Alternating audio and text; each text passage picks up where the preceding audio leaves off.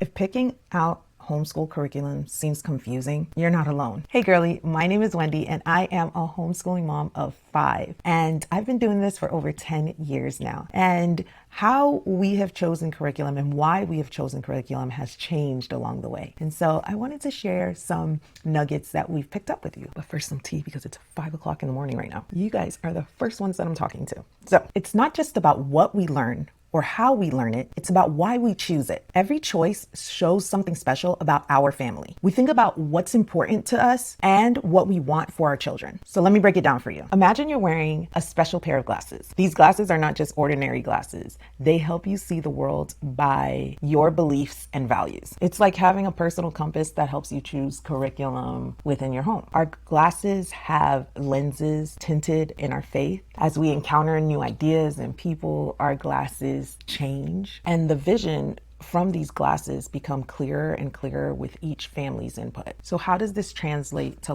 practical choices? We select curriculum based off of our Christian worldview. Most importantly, biblically based curriculum. Now we do neutral and contradicting curriculum at times, but especially with contradicting curriculum, we come alongside our children and help serve as guides. We're there to answer questions. We don't just give them that curriculum and say, go. You know what I mean? So especially as our children get older, we want to bring that conversation to the forefront of people that think differently than us when it comes to our Christian worldview, and navigating through that with our children and answering questions when we can, and when we can't, finding the answers to the questions and helping them develop their own worldview. In addition to that, diversity is key for us. We search and are actively looking for diverse curriculums. And I'm not just talking about diversity in skin tone. I'm talking about diversity in socioeconomic background. I'm talking about diversity in thought. I'm talking about diversity in cultures. We are actively searching and looking for diverse curriculum. Morgan over at Life of the Tillmans, she did a workshop on Made to Homeschool. If you don't know about Made to Homeschool, it's a homeschooling community by homeschool moms for homeschool moms. I'll have a link in the description if you'd like to check it out for a free trial. We actually are having a new pricing, very affordable tier, so definitely check that out in my description. But she did a workshop on intentional cultural awareness. It was all about raising culturally aware children. So it was so good, so rich, so jam-packed full of resources. Then afterwards, she was answering questions and it was a wealth of knowledge. But in that sense, I'm constantly seeking ways that I can raise culturally aware children. So if you'd like to check out Made to Homeschool, definitely check out that link in my description. With these glasses on, envision our homeschool like a garden. Each lesson is a plant requiring specific conditions to flourish. Just like certain plants need more attention, some lessons demand our direct involvement. And it's about finding the right balance of attention for our kids. So we are very conscious of very hands-on types of curriculum and just really navigating through that and seeing what our children need at certain seasons of their life and working towards, at least in our home, working towards independence and being self-starters and self-learners and